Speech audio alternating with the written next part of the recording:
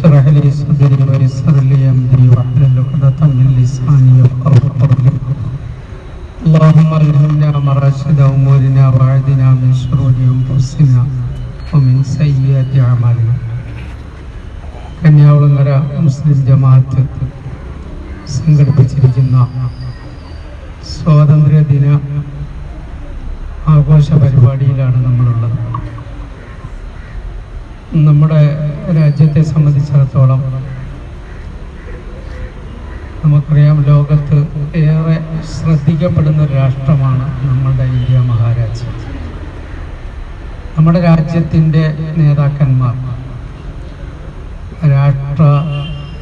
ഒന്നുകിൽ രാജ്യത്തിൻ്റെ പ്രധാനമന്ത്രി, അല്ലെങ്കിൽ പ്രസിഡന്റ്, പ്രതിപക്ഷ നേതാവ് എന്ന് വേണ്ട, ഈ രാജ്യത്തിൻ്റെ പ്രതിനിധികളെ ഇന്ന് ലോകത്ത് എവിടെ പോയാലും ആദരിക്കുകയും സ്വീകരിക്കുകയും അവർക്ക് വില കൽപ്പിക്കുകയും ചെയ്യുന്നത് നമുക്ക് കാണാൻ കഴിയും.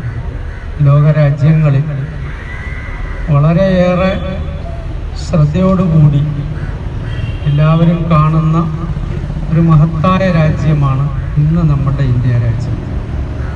എന്നാൽ ഇന്ത്യക്ക് സ്വാതന്ത്ര്യം കിട്ടുന്നതിന് തൊട്ട് മുമ്പ് ബ്രിട്ടീഷുകാരുടെ കാലഘട്ടത്തിന് ശേഷമുള്ള നമ്മുടെ ഈ രാജ്യത്തെ നമ്മളൊന്ന് പരിശോധിച്ചാൽ ഈ രാജ്യത്തിൻ്റെ എല്ലാ മൂല്യങ്ങളും എല്ലാ സമ്പത്തും കവർന്നെടുത്ത് പിഴിഞ്ഞ് ചാറെടുത്ത് ഒരു ചണ്ടിയായിട്ടാണ് ഈ രാജ്യത്ത് നമുക്ക് കാണുന്നത്. ഈ രാജ്യത്തിൻ്റെ പ്രധാനമന്ത്രിക്കോ അല്ലെങ്കിൽ രാജ്യത്തിൻ്റെ നേതാക്കന്മാർക്കോ ലോകത്ത് അംഗീകാരവും സ്വീകാര്യതയും കിട്ടുന്നുണ്ടെങ്കിൽ അത് ലക്ഷക്കണക്കിന് മനുഷ്യരുടെ ജീവൻ കൊടുത്ത് ഈ സ്വാതന്ത്ര്യത്തിൻ്റെ പേരിൽ മാത്രമാണ്. ഇന്ന് ലോകത്തെ ഏറ്റവും വലിയൊരു ജനാധിപത്യ രാഷ്ട്രമാണ് നമ്മുടെ രാജ്യം. അപ്പോൾ ഈ ഒരു സ്വാതന്ത്ര്യം, ഈ ഒരു അംഗീകാരം ലോകത്തിൻ്റെ മുന്നിൽ നമ്മുടെ നാടിനെ നേടിക്കൊടുത്ത ലക്ഷക്കണക്കിന് വരുന്ന സ്വാതന്ത്ര്യ സമര സേനാനികളെ കൂടി ഓർമ്മിക്കേണ്ട ഒരു പ്രധാനപ്പെട്ട സമയമാണ്.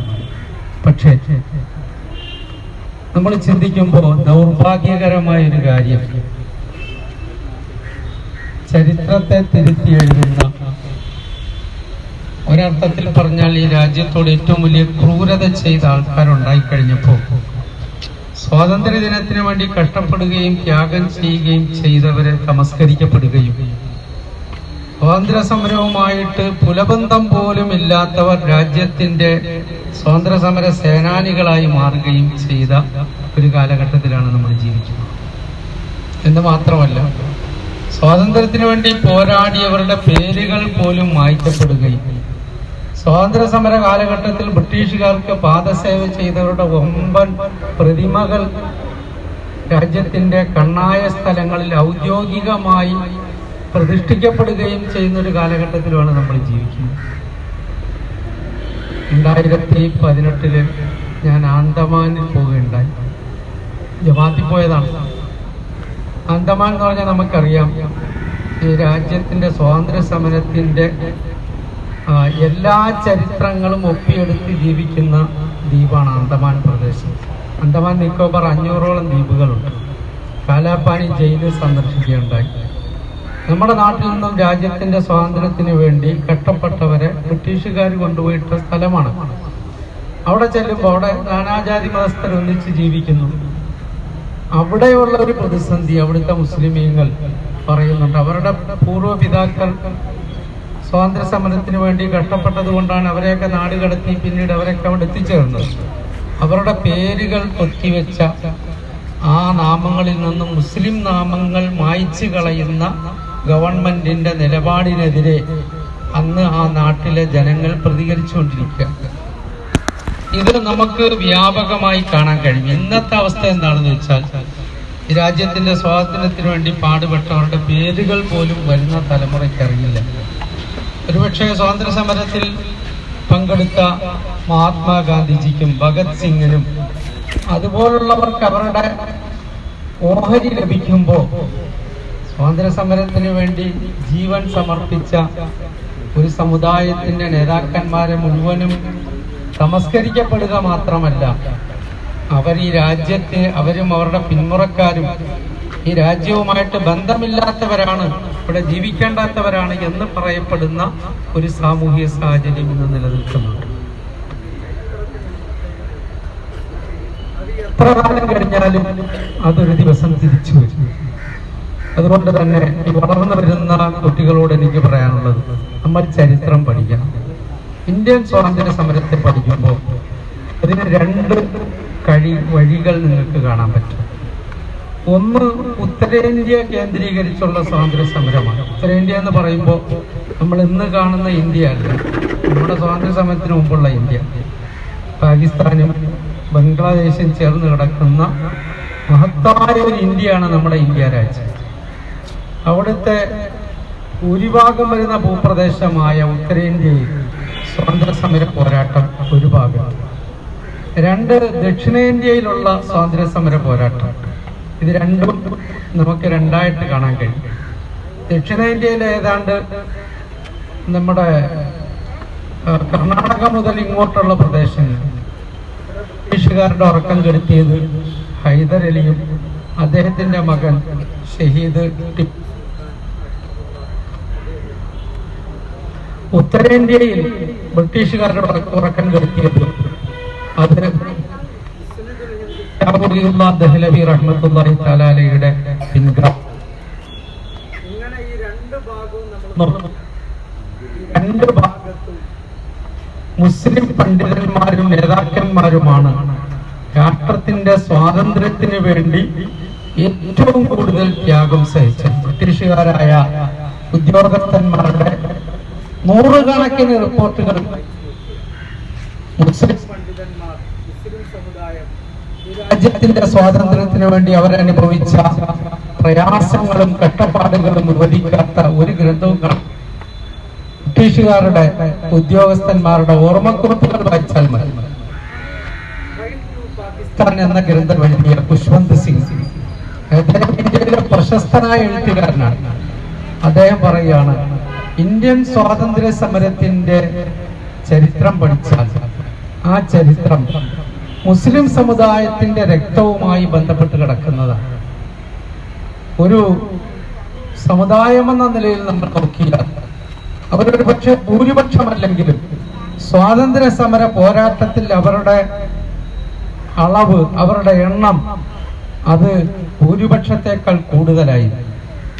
നമുക്കറിയാം, മഹാനായ ഷാഹു വലിയുല്ലാഹ് ദഹ്ലവി റഹ്മത്തുള്ളാഹി പരിശുദ്ധമായ മക്കയിൽ കഅബയിൽ ഉറങ്ങിക്കിടക്കുമ്പോൾ അദ്ദേഹം ഒരു സ്വപ്നം കാണുന്നുണ്ട്.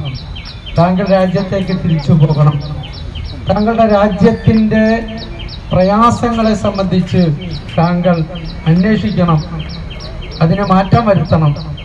അങ്ങനെ മക്കയിൽ പഠിച്ചുകൊണ്ടിരുന്ന അദ്ദേഹം അവിടെ നിന്ന് ഇന്ത്യയിലേക്ക് തിരിച്ചു വരുന്നത് ഫക്കുക്കുല്ലി നിളാം, സമ്പൂർണമായ വിപ്ലവം എന്നൊരു മുദ്രാവാക്യവുമായിട്ടാണ് ഇന്ത്യയിലേക്ക് തിരിച്ചു വരുന്നത്.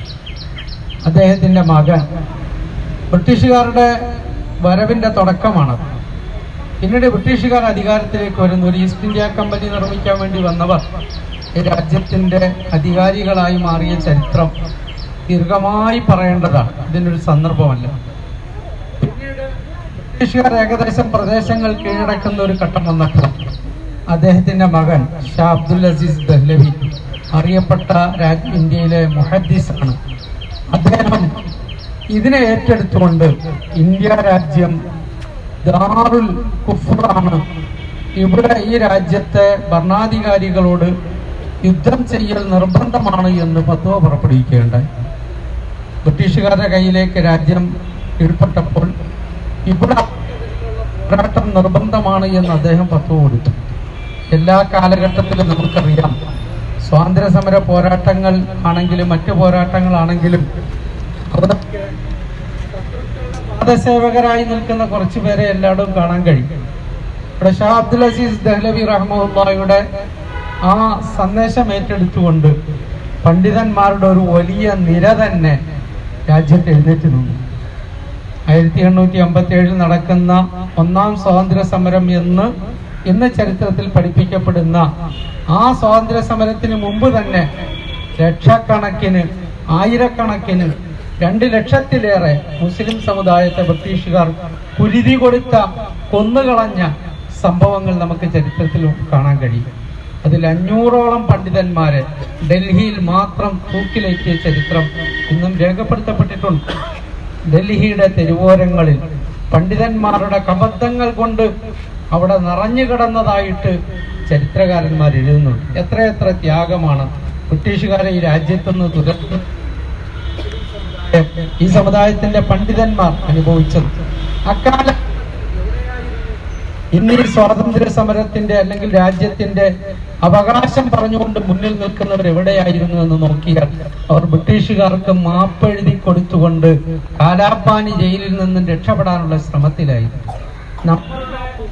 ആയുസ്സും നമ്മളുടെ ഊർജവും അത് ബ്രിട്ടീഷുകാർക്കെതിരെ പോരാടാനുള്ളതല്ല എന്ന് രേഖപ്പെടുത്തപ്പെട്ട നേതാക്കന്മാരുടെ അനുയായികളാണ് ഇന്ന് ഈ രാജ്യത്തിന്റെ ചോദിക്കുന്നത് എന്ന ചരിത്രത്തിന്റെ ഒരു വിരോധാഭാസം ഇന്ന് നമുക്ക് കാണാം. ചരിത്രത്തിന് ഞാൻ പറഞ്ഞതുപോലെ അത് തിരിച്ചു വരും എല്ലാ കാലവും. അതുകൊണ്ട് തന്നെ രാജ്യത്തെ അങ്ങനെ അങ്ങ് ആർക്കെങ്കിലും വിഴുങ്ങാമെന്ന് വിചാരിച്ചാൽ അത് സാധ്യമല്ല. ഇന്നും നമുക്കറിയാം, സ്വാതന്ത്ര്യ ദിനത്തിന്റെ പതാക ഇന്ത്യയുടെ പ്രധാനമന്ത്രി ഉയർത്തുന്നത് ലാൽ കിലായുടെ 100 കൊല്ലത്തോളം രാജ്യം ഭരിച്ച മുസ്ലിമീങ്ങൾ നിർമ്മിച്ച ഡൽഹിയിലെ ഏറ്റവും വലിയ നിർമ്മാണ കലകളിൽ ഒന്നായ ലാൽ കിലായുടെ റെഡ് ഫോർട്ടിന്റെ മുകളിലാണ് ഇന്നും സ്വാതന്ത്ര്യ ദിനത്തിനെ സ്മരിച്ചുകൊണ്ട് പതാക ഉയർത്തുന്നത്. അപ്പൊ അത്രത്തോളം ബന്ധം ഈ രാഷ്ട്രവുമായി, ഈ രാജ്യത്തിന്റെ സ്വാതന്ത്ര്യ സമരവുമായി മുസ്ലിം സമുദായത്തിനുണ്ട്. ഷാഹുൽ അബ്ദുൽ അസീസ് ദഹ്ലവിയുടെ കാലഘട്ടത്തിന് ശേഷം ഇസ്മായിൽ ഷഹീദ്, സയ്യിദ് അഹമ്മദ് ഷഹീദ് തുടങ്ങിയ പണ്ഡിതന്മാർ, അവരുടെ പോരാട്ടങ്ങൾ, പിന്നീട് നമ്മൾ നോക്കിയാൽ ഷാംലിയിൽ നടന്ന യുദ്ധം, ദാറുൽ ദെയ്യൂബന്ദിന്റെ സ്ഥാപകൻ മൗലാന ഖാസിം നാനൂത്തബി റഹ്മുല്ല, റഷീദ് അഹമ്മദ് ഗംഗോഹി ബ്രിട്ടീഷുകാരുമായുള്ള പോരാട്ടത്തിൽ അവരേറ്റുമുട്ടുകയും പല പ്രദേശങ്ങളും ബ്രിട്ടീഷുകാരിൽ നിന്ന് മോചിപ്പിക്കുകയും ചെയ്തു. പിന്നീട് അതിന്റെ പേരിൽ ദീർഘകാലം ജയിൽവാസം അനുഭവിക്കും. അതിനുശേഷം വന്ന ഷെയ്ഖുൽ ഹിന്ദ് എന്നറിയപ്പെടുന്ന മഹ്മൂദ് അൽ ഹസൻ ദെയ്യൂബന്ദി റഹ്മത്തുള്ളാഹി, കൊല്ലങ്ങളോളം അദ്ദേഹവും അദ്ദേഹത്തിന്റെ ശിഷ്യനും മാൾട്ടാൽ ജയിലിൽ അവർ തടവനുഭവിച്ച സംഭവങ്ങളും നമുക്ക് കാണാൻ കഴിയും. ഇങ്ങനെ പണ്ഡിതന്മാരുടെ ഒരു നേതൃത്വത്തിൽ ഇന്ത്യയുടെ സ്വാതന്ത്ര്യത്തിന് വേണ്ടി ഒരുപാട് പ്രയാസങ്ങൾ, ത്യാഗങ്ങൾ, ജീവത്യാഗങ്ങൾ സഹിച്ചാണ് ഈ രാജ്യത്തെ മോചിപ്പിച്ചത്.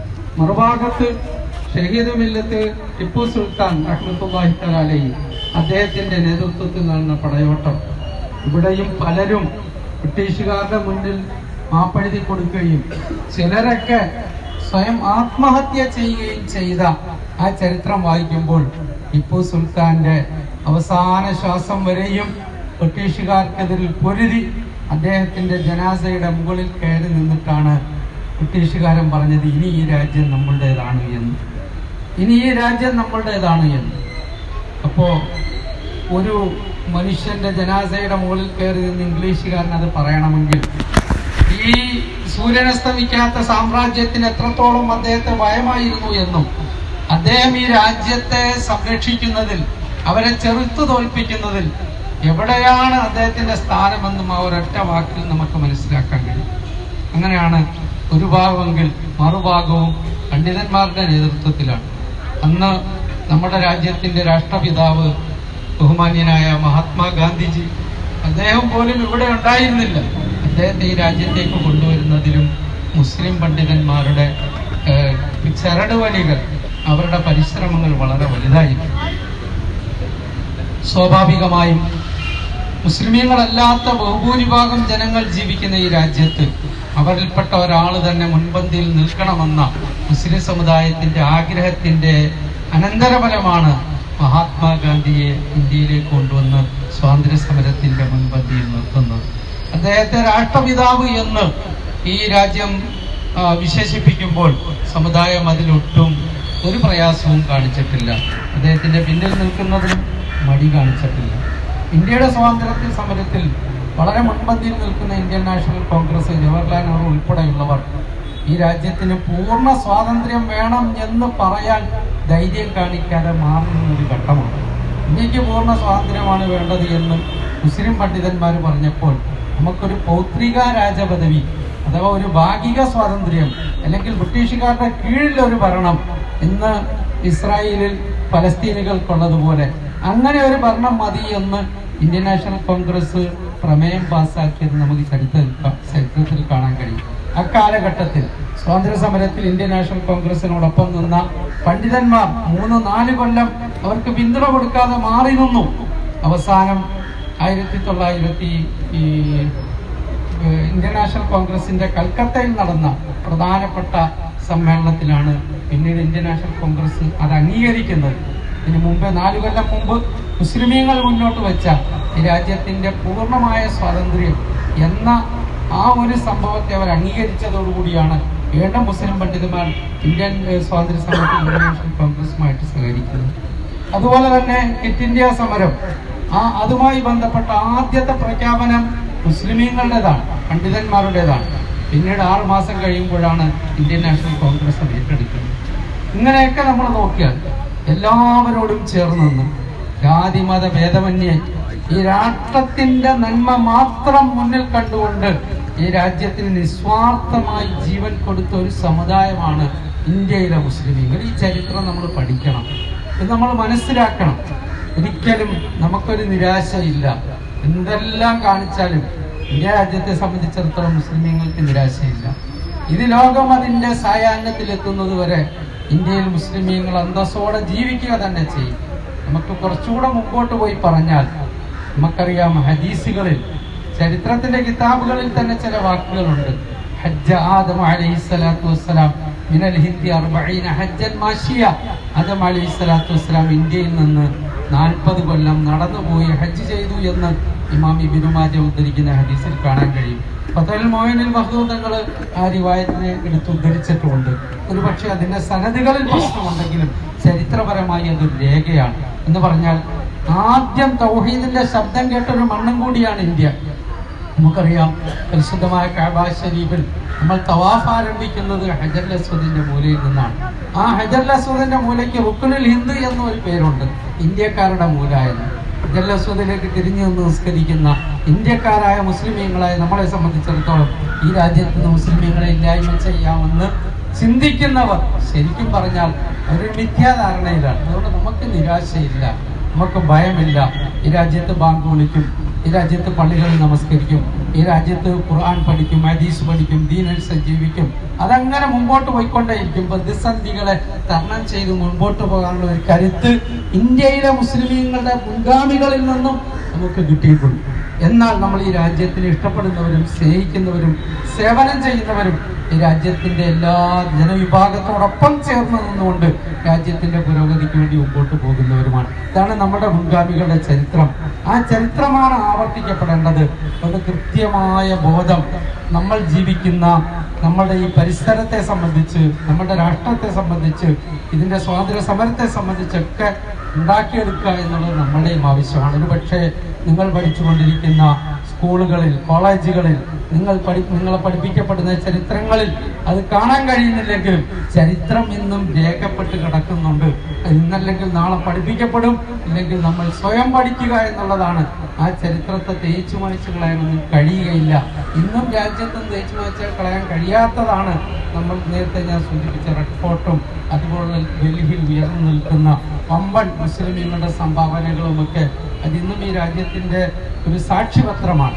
അല്ലാഹു റബ്ബുൽ ആലമീൻ വളരെ അന്തസ്സോടെ ഇസ്സത്തോടെ ഈ രാജ്യത്ത് ജീവിക്കാനുള്ള തൗഫീക്ക് ഖിയാമം വരെ മുസ്ലിം സമുദായത്തിന് നൽകുമാറാകട്ടെ എന്ന് ദുആ ചെയ്തുകൊണ്ട് ഈ ഒരു സന്തോഷത്തിന്റെ ദിവസത്തിൽ, അങ്ങനെ ബ്രിട്ടീഷുകാരെ ഈ രാജ്യത്ത് നിന്ന് നാട് കടത്തി നമുക്കൊരു സ്വാതന്ത്ര്യത്തിന്റെ വായു ശ്വസിക്കാൻ പറ്റിയ ആ ഒരു മുഹൂർത്തത്തെ, ആ ഒരു സമയത്തെ ഓർമ്മിക്കുന്ന, സന്തോഷിക്കുന്ന ഈ ദിവസത്തിൽ എല്ലാവർക്കും ഞാൻ സ്വാതന്ത്ര്യദിന ആശംസകൾ നേർന്നുകൊണ്ട് നിർത്തുന്നു. അസ്സലാമു അലൈക്കും വറഹ്മത്തുള്ളാഹി വബറകാതുഹു.